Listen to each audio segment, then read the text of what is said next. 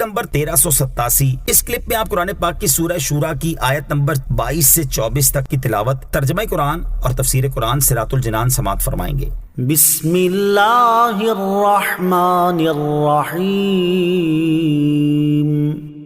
ترجمہ، اللہ کے نام سے شروع جو نہایت مہربان رحمت والا ہے۔ تری الظالمین مشفقین مما کسبوا وهو واقع بهم والذین آمنوا وعملوا الصالحات فی روضات الجنات لهم ما یشاءون عند ربهم ذالک هو الفضل الکبیر۔ ترجمہ، تم ظالموں کو دیکھو گے کہ اپنے کمائے ہوئے اعمال سے ڈر رہے ہوں گے اور ان کی کمائیاں ان پر پڑ کر رہیں گی، اور ایمان لانے والے اور اچھے اعمال کرنے والے جنتوں کے پھولوں سے بھرے ہوئے باغات میں ہوں گے۔ ان کے لیے ان کے رب کے پاس وہ تمام چیزیں ہوں گی جو وہ چاہیں گے، یہی بڑا فضل ہے۔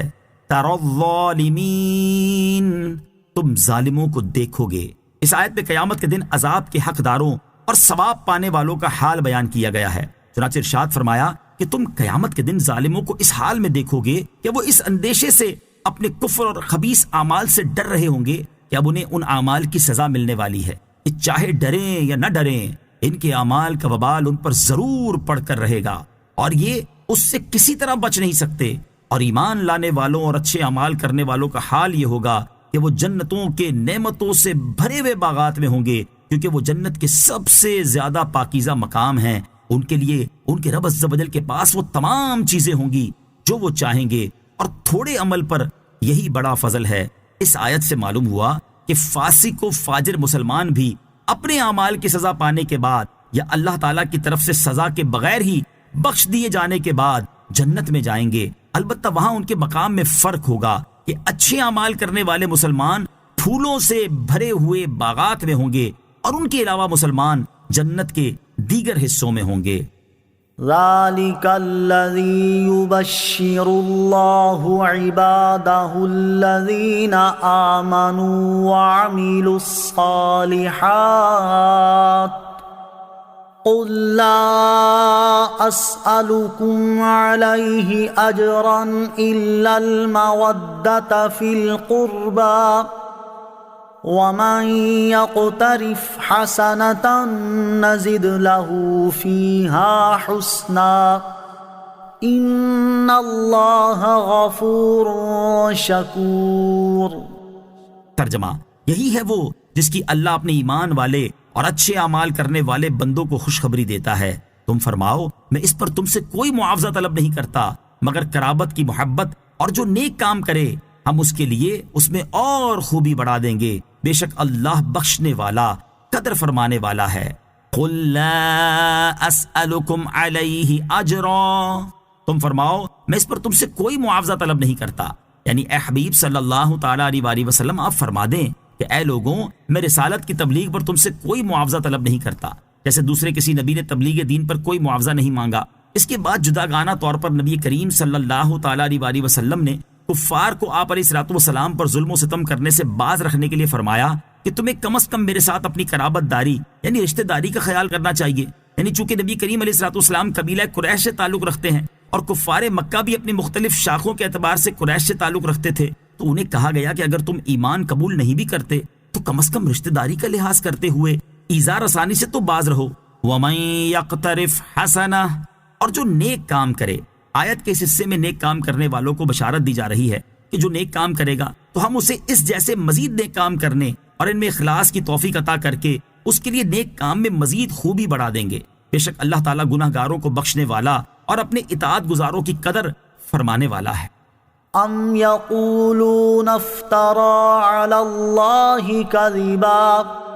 فَإِن يَشَإِ اللَّهُ يَخْتِمْ عَلَى قَلْبِكَ وَيَمْحُ اللَّهُ الْبَاطِلَ وَيُحِقُّ الْحَقَّ بِكَلِمَاتِهِ إِنَّهُ عَلِيمٌ بِذَاتِ الصُّدُورِ۔ ترجمہ، بلکہ یہ کافر کہتے ہیں اس نے اللہ پر جھوٹ گھڑ لیا ہے، اور اگر اللہ چاہے تو تمہارے دل پر صبر کی مہر لگا دے، اور اللہ باطل کو مٹاتا ہے اور اپنی باتوں کے ذریعے حق کو ثابت فرماتا ہے، بے شک وہ دلوں کی باتیں جانتا ہے۔ ام یقولون افترا علی اللہ کذبا، بلکہ یہ کافر کہتے ہیں اس نے اللہ پر جھوٹ گھڑ لیا ہے۔ اس سے پہلے آیت نمبر 3 میں بیان ہوا کہ قرآن مجید وہ کلام ہے جسے اللہ تعالیٰ نے اپنے رسول صلی اللہ تعالیٰ علیہ وسلم کی طرف وحی فرمایا ہے، اور اب یہاں سے قرآن مجید کے بارے میں کافروں کا ایک اعتراض ذکر کیا جا رہا ہے۔ چنانچہ اس آیت کا خلاصہ یہ ہے کہ کیا نبی کریم علیہ الصلوۃ والسلام کے بارے میں کفار مکہ یہ کہتے ہیں کہ انہوں نے نبوت کا دعویٰ کر کے اور قرآن کریم کو اللہ تعالیٰ کی کتاب بتا کر اللہ تعالیٰ پر جھوٹ گھڑ لیا ہے؟ اس کے جواب میں فرمایا گیا کہ کافروں کا یہ قول بہتان ہے، کیونکہ اے نبی صلی اللہ تعالیٰ علیہ وآلہ وسلم اگر وہ چاہتا تو آپ کے دل پر مہر لگا دیتا، یعنی اگر بالفرض آپ جھوٹی بات گھڑ کر اللہ تعالیٰ کی طرف منسوب کرتے تو اللہ کریم ضرور آپ کے دل پر مہر لگا دیتا، جس سے قرآن آپ کے سینے سے سلب ہو جاتا، اور جب اللہ تعالیٰ نے ایسی مہر نہیں لگائی تو معلوم ہوا کہ آپ نے اللہ کریم پر جھوٹ نہیں باندھا، بلکہ کفار یہ دعویٰ کرنے میں جھوٹے ہیں۔ یوں ہی اللہ تعالیٰ کا دستور یہ ہے کہ وہ باطل کو مٹا دیتا اور حق کو اپنے کلام سے ثابت فرماتا ہے، تو اگر بالفرض آپ جھوٹے ہوتے تو اللہ تعالیٰ آپ کو ضرور رسوا کر دیتا اور باطل کا پردہ فاش کر دیتا، لیکن معاملہ اس کے برخلاف ہے، کیونکہ اللہ تعالیٰ نے قوت اور مدد کے ساتھ آپ کی تائید فرمائی ہے، تو یقیناً آپ سچے ہیں۔ اور اس سے بھی معلوم ہوا کہ محمد مصطفیٰ صلی اللہ تعالیٰ علیہ وسلم جھوٹے نہیں اور اللہ تعالیٰ پر بہتان لگانے والے ہرگز نہیں ہیں، البتہ کافر جھوٹے ہیں، اور بے شک اللہ تعالیٰ تو دلوں تک کی باتیں جانتا ہے، تو اسے کافروں کے عقائد، اقوال اور احوال سب کی خبر ہے، اور وہ انہیں اس کی خوب سزا